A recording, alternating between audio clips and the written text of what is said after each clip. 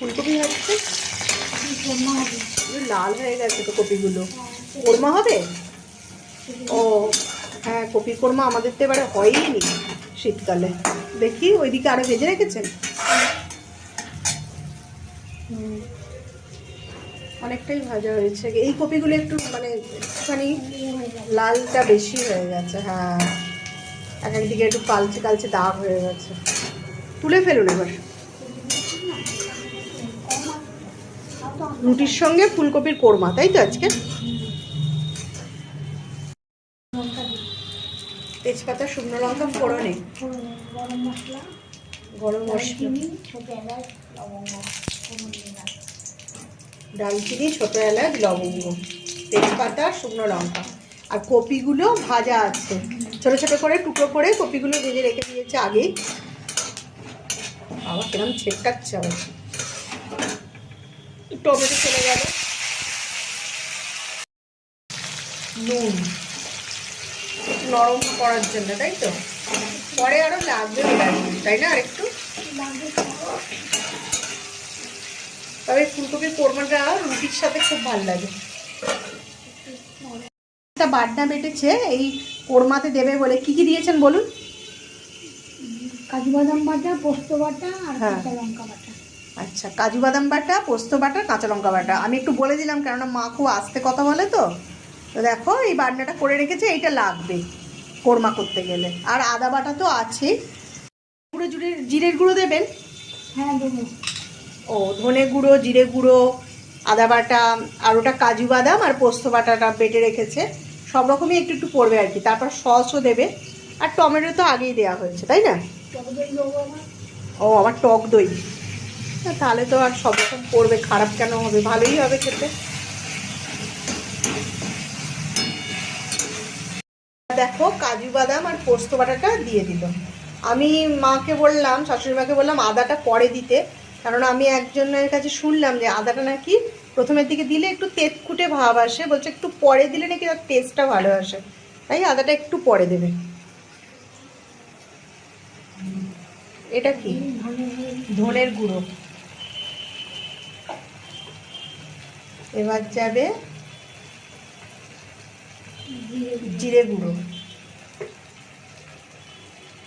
তারপর হলুদ গুঁড়ো।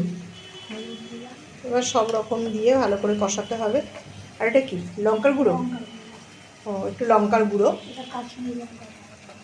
ও, এটা কাশ্মীরি লঙ্কার গুঁড়ো। হ্যাঁ, রঙটা খুব লাল টকটক করছে একেবারে।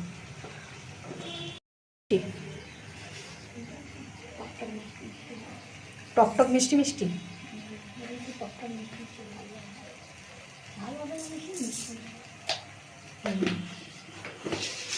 এমনি লঙ্কার গুঁড়ো একটু সামান্য দিল, কেননা কাশ্মীরি লঙ্কার গুঁড়ো তো খালি কালারটা আসবে, একটু ঝাল করার জন্য আর কি সামান্য একটু দিল। অল্পই দিয়েছে, বেশি না, কেননা কোরমায় বেশি ঝাল হয় না, একটু টক টক মিষ্টি মিষ্টি হয়। হচ্ছে আদা বাটা। আদা বাটা দিল এবার।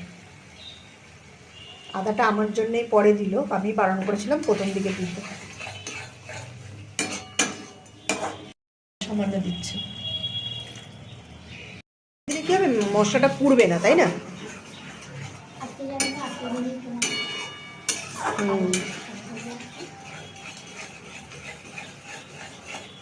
ভালো করে কষাতে হবে মশলাটা। দেখো একটু সস দিচ্ছে। টমেটো তো দেওয়া হয়েছে প্রথম দিকে, একটু সসও দিয়ে দিল সামান্য, না অল্প করে একটু টক দই দেবেন।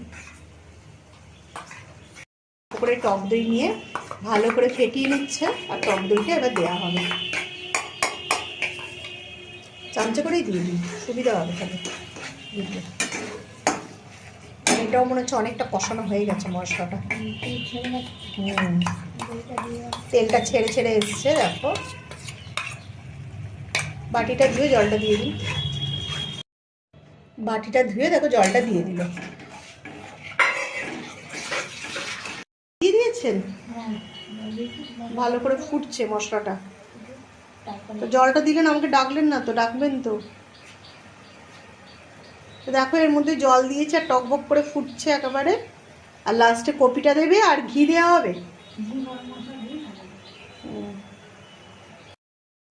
এবার কপিগুলো ঝোলের মধ্যে দিয়ে দিল, ভালোভাবে ফুটে গেছে, পুরো মশলাটা ঝোল দিয়ে ভালো করে ফোটানো হলো। কপিগুলো এবার দিয়ে দিল, মশলাটা ভালোভাবে ফুটে গেছে, একটু জলও দেওয়া হয়েছিল। থালাটা ধুয়ে একটু জল দিয়ে দেবেন, একটু ঘন ঘনই হবে তাই না? একটু ঘন ঘনই হয়। আর জল দেবেন? আর কপিগুলো মোটামুটি নরম করেই তো ভেজেছে, খুব তাড়াতাড়ি হয়ে যায়, বেশি সময় লাগে না কিন্তু। সামান্য জল দিচ্ছে।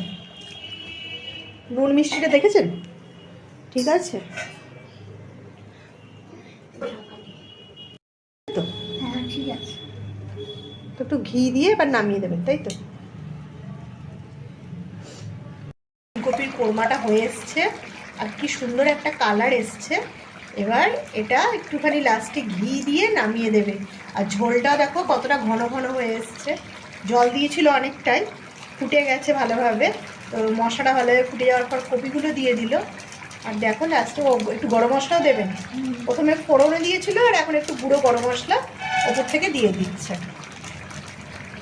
আর এত সুন্দর গন্ধ আসছে কি বলবো। কোরমাটা কিন্তু খেতে দারুণ লাগে, তোমরাও একদিন বাড়িতে করে দেখো। আর কিছু দেবেন? হয়ে গেছে। ও ধনে পাতা, একটু ধনে পাতা দিয়ে নামিয়ে দেবে, ব্যাস কোরমা রেডি।